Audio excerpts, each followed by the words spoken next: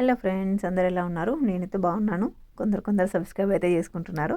So ఇక్కడైతే చూడండి, నేనైతే ఈ బ్లౌజ్ అయితే ఇవాళ స్టిచ్ చేశాను. అండ్ ఇదైతే బ్లౌజ్ కాదండి, 1 మినిట్ శారీ ఉంటుంది కదా, దాని బ్లౌజ్ అనమాట. ఈ 1 మినిట్ శారీకి ఏంటంటే మనము లెంత్ కూడా ఎక్కువ తీసుకోవాల్సి వస్తుంది కదా అని చెప్పి నేనైతే స్టిచ్ చేశాను. మొత్తం ఫైనల్గా ఎలా ఉందో కూడా చూపిస్తాను. ఫస్ట్ అయితే ఇక్కడ చూడండి, నేనైతే ఇలాగా ప్రింట్స్ కట్ అయితే కట్ చేశాను. అండ్ ఇక్కడ చూడండి, లెంత్ కూడా ఎక్కువ ఉంటుంది, ఎందుకంటే బ్లౌజ్ ఇది 1 మినిట్ శారీ కదా. సో మనం శారీ కింది వరకు ఉండాలి. మనం బ్లౌజ్ అయితే హాఫ్ బ్లౌజ్ ఉండి మధ్యలో కొంచెం ఓపెన్ ఉండి మళ్ళీ కింద మనం లంగా కట్టుకొని బ్లౌజ్ శారీ కట్టేసుకుంటాం కదా, అలా కాకుండా మధ్యలో గ్యాప్ ఏం లేకుండా ఫుల్ కవర్ ఉంటుంది కాబట్టి బ్లౌజే కిందికి పెట్టాలి. మరి లేదంటే కుర్చీలు పై వరకు పొట్ట దగ్గర వరకు పెట్టేస్తే బాగోదు కదా, అందుకని చెప్పి బ్లౌజ్ లెంత్ అయితే ఎక్కువ ఉంటుంది. ఇలా చూడండి, ప్రింట్స్ కట్ అయితే పర్ఫెక్ట్గా రావాలంటే మనమైతే క్లాత్ని అటు ఇటు ఎటు కానీ సాగించడం అట్లా ఏం చేయకూడదండి. జస్ట్ ఎలా ఉందో అలాగే పెట్టి అలాగే స్టిచ్ చేయాలి. మనం కొంచెము ఇప్పుడు క్రాస్ కట్లో ఉంటుంది మొత్తం, మనం కొంచెం లాగి ఇటు అన్నా కూడా అది సాగిపోతుంది. సాగిపోయినప్పుడు ఏంటంటే ఒకటి ఎక్కువ ఒకటి తక్కువ అట్లా వస్తుంది. అందుకని చెప్పి మనం ఏం చేయాలంటే ఫస్ట్ కట్ చేసుకునేప్పుడే ఒక ½ ఇంచ్ అయితే మనం ఎక్స్ట్రా కట్ చేసుకోవాలి. ఒకవేళ ఎక్కువైతే కటింగ్లో పోతుంది, కట్ చేసుకోవచ్చు. ఇంకా లేదు అని అనుకుంటే ఇక్కడ చూడండి, ఫైనల్గా అయితే నా 2 కరెక్ట్గా వచ్చాయి.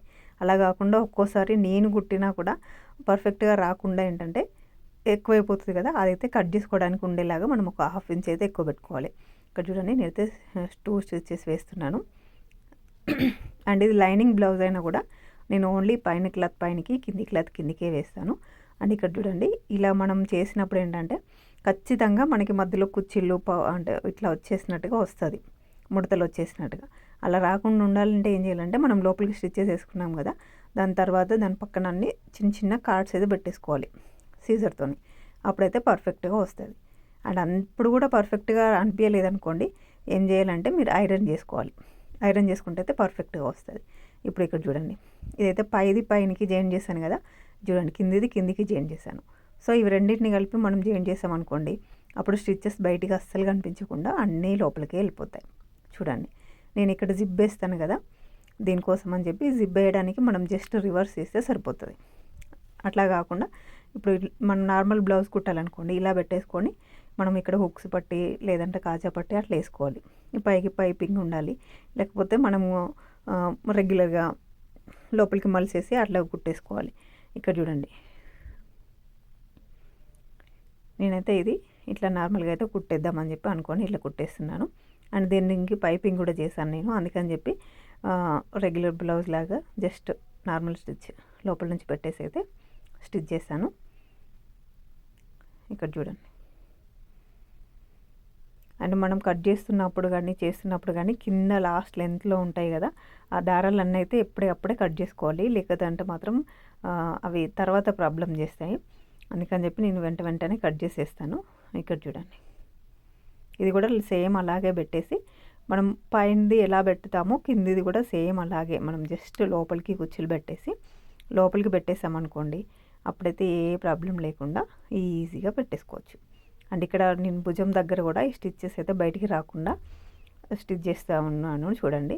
అండ్ నేను ఇక్కడ స్టిచ్ చేస్తున్నాను, ఇది ఎవరి కోసం అని అంటే ఒక ఫారిన్ అమ్మాయి కోసము స్టిచ్ చేస్తున్నాను. సో ఫారిన్ వాళ్ళకి మన క్లాత్తోని పెద్దగా అటాచ్మెంట్ ఉండదు కదా, అండ్ ఇంత హెవీ ఉన్నాయి అయితే వాళ్ళు అస్సలు వేర్ చేయలేరు. అందుకని చెప్పి నేనైతే ఇలాగ చేశాను. ఇక్కడ చూడండి, పైన జాయిన్ చేశాను కదా, ఇప్పుడు లైనింగ్ జాయిన్ చేసుకోండి. లైనింగ్ అండ్ ఇది సెపరేట్గా జాయిన్ చేశారనుకోండి, అప్పుడైతే అది పర్ఫెక్ట్గా వస్తుంది. అండ్ స్టిచ్చెస్ కూడా బయటికి అస్సలు కనిపించవు. అండ్ ఇది ట్రాన్స్పరెంట్ది కాదు కాబట్టి మనం స్టిచ్చెస్ అని లోపలికి పెట్టినవి కూడా బయటికి కనిపించకుండా ఉంటుంది కాబట్టి ఇలా ట్రై చేశాను.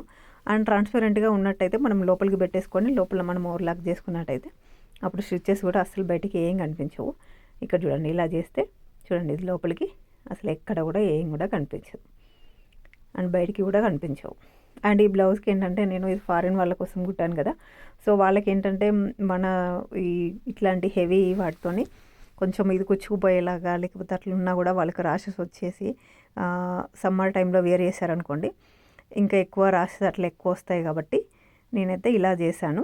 ఇదైతే మీ అందరికి కూడా యూజ్ అవుతుంది. చూడండి, లోపలికి జాయిన్ చేసుకోవాలి. ఫస్ట్ లెంత్ అయితే కరెక్ట్గా పర్ఫెక్ట్గా కట్ చేసుకోవాలి, ఎక్కువ తక్కువ కట్ చేసుకోవద్దు షోల్డర్స్ దగ్గర. ఇలా కట్ చేసుకున్నట్టయితే మనం పర్ఫెక్ట్గా స్టిచ్ చేసుకోవచ్చు. ఇప్పుడు అట్లా కాకుండా లెంత్ ఎక్కువ తక్కువ కట్ చేసుకొని ఇట్లా రావట్లేదు అంటే రాదు. ఎందుకంటే పర్ఫెక్ట్గా ఉంటేనే పర్ఫెక్ట్గా వస్తుంది. ఎందుకంటే రెండు సేమ్ కాబట్టి రెండు సేమ్ కట్ చేసుకోవాలి. అండ్ ఒక క్లాత్ని కూడా మనం గట్టిగా లాగేసి అలా చేయకూడదు. ఒక క్లాత్ని లాగేసాం అనుకోండి, ఒక క్లాత్ లాగిపోతుంది. అండ్ నేనైతే ఇక్కడ దీన్ని లైనింగ్ పైపింగ్ కోసం అయితే కట్ చేస్తున్నాను. పైపింగ్ మనం నెక్కి చేయాలి కాబట్టి మనం క్రాస్ కట్ అయితే తీసుకోవాలి. క్రాస్ కట్లో తీసుకుంటేనే పర్ఫెక్ట్గా వస్తుంది, స్ట్రైట్ కట్లో తీసుకోకూడదు. ఓన్లీ హ్యాండ్స్కి మనం పైపింగ్ చేయాలనుకున్నప్పుడు అయితే స్ట్రైట్గా తీసుకుంటే బాగా వస్తుంది. ఇక్కడ చూడండి, ఇదైతే మొత్తం ఒకేసారి కట్ చేసుకొని మనకి ఎంత లెంత్ పడుతుందో చూసుకొని అంతవరకు కట్ చేసుకొని మనం మధ్యలో స్టిచెస్ అవసరమైన కూడా వేసుకోవాలి. లెంత్ అంటే మనం నెక్ మొత్తం సరిపోయేంత ఒకే క్లాత్తో చేయలేం కదా, అందుకని చెప్పి ఇలా కట్ చేసుకొని ఈ ఎడ్జెస్ మాత్రము స్ట్రైట్గా ఉండేలాగా కట్ చేసుకోవాలి. లేదంటే మనం స్టిచ్ చేసేటప్పుడు అంటే ఇప్పుడు మామూలుగా మనం రెగ్యులర్గా లోపలికి పైపింగ్ చేసుకునేలాగా లోపలికి జస్ట్ యాడ్ చేయడానికైతే ఇవన్నీ కట్ చేయాల్సిన అవసరం లేదు, జస్ట్ నార్మల్గా స్టిచ్ చేసుకున్నా సరిపోతుంది. కానీ ఇది మాత్రం బయటికి కనిపిస్తుంది కదా పైపింగ్ చేసేది, సో అందుకని చెప్పి పర్ఫెక్ట్గా చేసుకోవాలి. ఇలా చేసుకొని నేనైతే చూడండి ఇలా పట్టేసుకోవాలి. నేనైతే రెండు మడతలు పెట్టేసి అయితే చేస్తాను. ఇలా 2 rows పెడితే ఏమంటే కొంచెం థిక్గా వస్తుంది. అండ్ లోపలికి మనం ఎక్స్ట్రా స్టిచ్ చేయాల్సిన అవసరం ఏం లేకుండా ఉంటుంది. లేదనుకోండి లోపలికి మలిసినప్పుడు కూడా మళ్ళీ మనం ఎక్స్ట్రా స్టిచ్ చేయాల్సి వస్తుంది. అందుకని చెప్పి ఇక్కడ చూడండి ఇదైతే ఇట్లా పర్ఫెక్ట్గా చేసుకోవడానికి అయితే అవుతుంది. ఇలా చూడండి. అండ్ ఈ స్టిచ్చింగ్ అనేది నేనైతే చాలా చిన్నప్పుడు అంటే నా డిగ్రీ అయిపోయినప్పుడే నేర్చుకున్నాను. ఎందుకంటే ఖాళీగా ఉన్నప్పుడు మా మమ్మీ ఏం చేశారంటే సమ్మర్లో ఖాళీగా ఉంటున్నావు కదా, సమ్మర్లో వెళ్ళి నేర్చుకో, జస్ట్ ఊరికని టైంపాస్కి ఏదో ఒకటి నేర్చుకున్నట్టుగా ఉంటుంది అని చెప్పి ఇది నేర్పించారు. కానీ ఈ రోజుల్లో పిల్లలకైతే మనం టైంపాస్ కోసమైనా సరే ఇట్లాంటివి నేర్పించడానికి ట్రై కూడా చేయట్లేదు.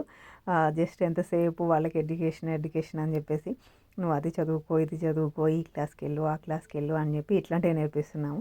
కానీ మేము చిన్నగా ఉన్నప్పుడైతే మా మమ్మీ వాళ్ళు అట్లాంటి క్లాసులకి ట్యూషన్లకి అట్లా ఏం పంపించలేదు.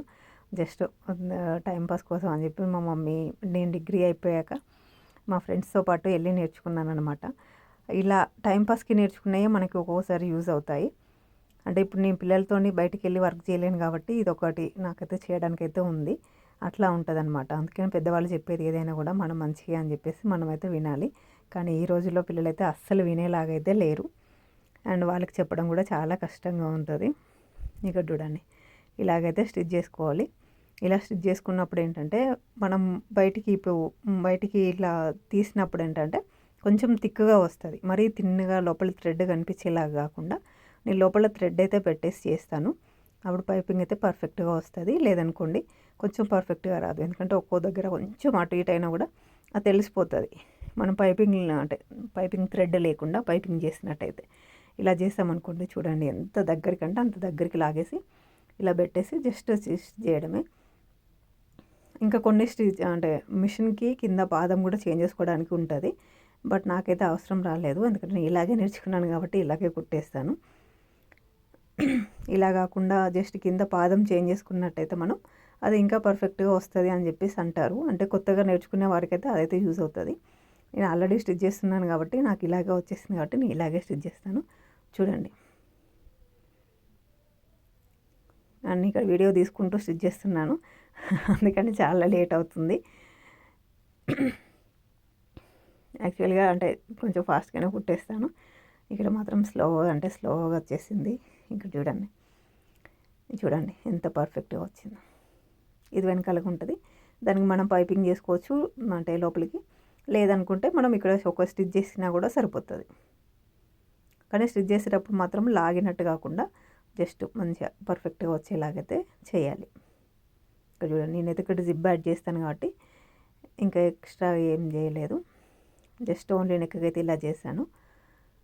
చేసి ఇక్కడ షోల్డర్ దగ్గర లెంత్ అయితే తీసుకొని కట్ చేసుకోవాలి. అండ్ ఇక్కడ చూడండి నేనైతే ఫైనల్గా అయితే బ్లౌజ్ అయితే మొత్తం స్టిచ్చింగ్ అయితే అయిపోయింది. అండ్ ఇక్కడ చూడండి ఇప్పుడు చూపిస్తాను. హ్యాండ్కి కూడా నేను బ్లౌజ్కి స్టిచ్చెస్ బయటికి ఏమి కూడా కనిపించకుండా కుట్టేశాను. మొత్తం లోపలికి పెట్టేసి కుట్టేశాను. బయటికి కూడా స్టిచ్చెస్ ఎక్కడ కనిపించవు. పైపింగ్ కూడా చేశాను. అండ్ పైపింగ్ తోటి ఇక్కడ చూడండి కుర్చీలు కూడా పెట్టేసి దానికి స్టిచ్ కూడా చేశాను. అండ్ ఇవి కూడా ఒకసారి ఐరన్ చేశాను నేను స్టిచ్చింగ్ అయిపోయాక ఐరన్ చేస్తే ఏంటంటే అవి పర్ఫెక్ట్గా ఉండిపోతాయి ఇంకా వాళ్ళకి. అండ్ ఇది చేసింది ఫారిన్ వాళ్ళ కోసం కదా, సో అందుకని చెప్పి నేను ఫోల్డింగ్ అది కూడా ఏం చేయలేదు, వాళ్ళు వచ్చి తీసుకొని వెళ్ళిపోతారు కదా, ఇంకా వాళ్ళకి నచ్చినట్టుగా పెట్టేసుకుంటారు. వాళ్ళకి ఎక్కువ ఇట్లా హ్యాంగ్ చేసుకోవడం అట్లనే ఇష్టం ఉంటుంది అని చెప్పేసి నేనైతే వదిలేసాను. ఇక్కడ చూడండి. అండ్ ఇంకా నేనైతే 2 స్టిచ్ చేశాను. పక్కన ఉంది కూడా పింక్ కలర్ కూడా ఆమె కోసమే, తనకి ఎక్కువ నచ్చిందని చెప్పేసి ఇలాగైతే స్టిచ్ చేయమని అడిగింది. సో అందుకని చెప్పి నేనైతే 2 కూడా స్టిచ్ చేశాను. And zip and go saris కదా, దీనికైతే జిబ్ పెట్టాను.